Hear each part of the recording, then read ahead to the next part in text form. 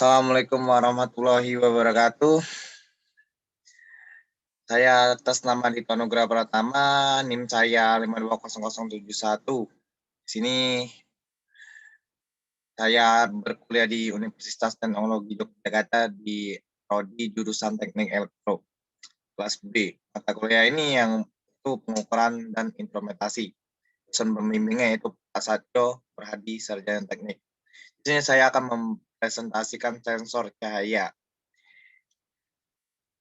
Nah, inilah itu sensor cahaya. Tujuan dan manfaatnya dari sistem adalah untuk mengurangi bahkan mencegah tindakan kejahatan pada lingkungan gedung perkantoran atau rumah tidak dengan menggunakan sistem yang sederhana. Karena komponen ini dilengkapi dengan perangkat lunak yang bisa mencatat waktu kejadian dan menyimpannya dalam database, sehingga bisa ditelusuri riwayat kejadian dengan melihat file logging. Itu mode penelitiannya. Nah, desain perangkat keras sistem ini dibentuk oleh dua komponen yang saling mendukung, yaitu komponen hardware dan perangkat lunak. Perangkat keras yang berfungsi sebagai pendeteksi gerakan ini dirancang dengan cara dan bahan yang sederhana. Komponen yang digunakan merupakan komponen yang ringan dan mudah didapat. Nah, cara kerja komponen hardware dijelaskan pada diagram di bawah ini. Nah, inilah cara kerjanya komponen hardware atau diagram blok. Nah, desain perangkat lunak. Lunak perangkat yang berfungsi sebagai komponen output dari sistem ini akan bekerja ketika sinyal dari komponen hardware diterima melalui interface port paralel. Nah, perangkat lunak ini merespon dengan cara memberikan visualisasi berupa seruan dan suara alarm.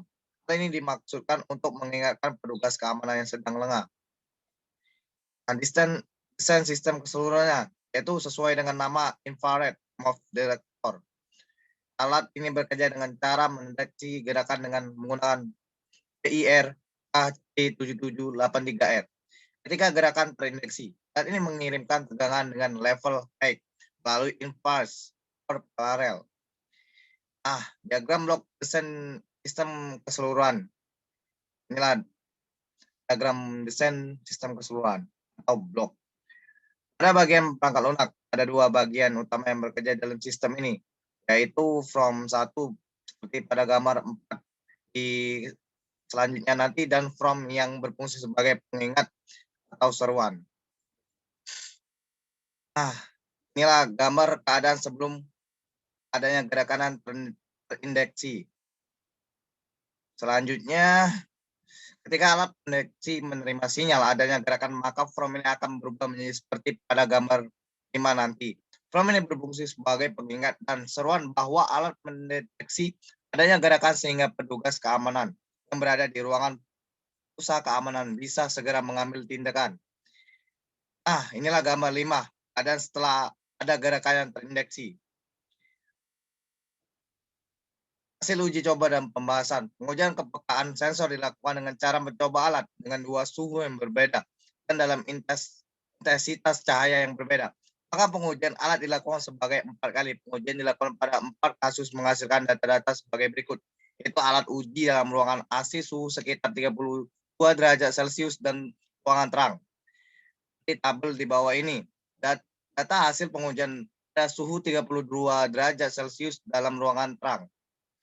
Yaitu manusia 3 meter dari sudutnya 60 derajat.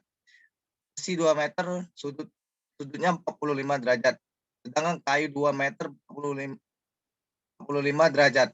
Plastik 2 meter 45 derajat, sedangkan kertas 2 meter 45 derajat. Nah, alat diuji dalam ruangan tanpa suhu sekitar 32 derajat Celcius dengan ruang gelap. Dan sedangkan ini alat diuji dengan ruangan AC, suhu pada AC diset pada 18 Celcius dengan keadaan ruangan terang. Seperti tabel di bawah ini, data hasil pengujian pada suhu 18 derajat Celcius. Nah, sedangkan alat diuji dalam ruangan ber-AC, suhu pada AC diset pada 18 Celcius dengan keadaan ruang gelap.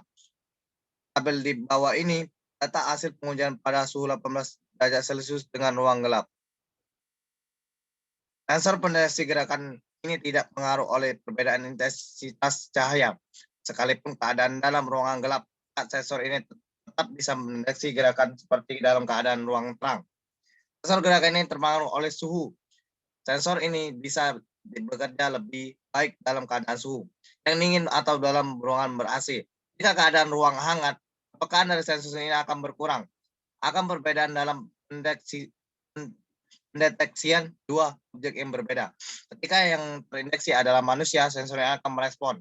Meskipun orang itu tidak bergerak selama infrared dari orang itu masih terpancar. Maka sensor ini akan terus mendeteksi infrared dari tubuh manusia atau makhluk hidup. Ketika yang terdeteksi adalah benda mati, sensor ini baru akan merespon jika objek itu bergerak. Jika objek tidak digerakkan, maka sensor tidak akan merespon lagi. Sedangkan sensor ini akan terus merespon jika objek benda mati yang mendeteksi terus digerakkan. Nah, itulah presentasi dari saya. Apabila pada teman mohon maaf, kepada Allah mohon ampun. Wabila taufik walhidayah. Wassalamualaikum warahmatullahi wabarakatuh.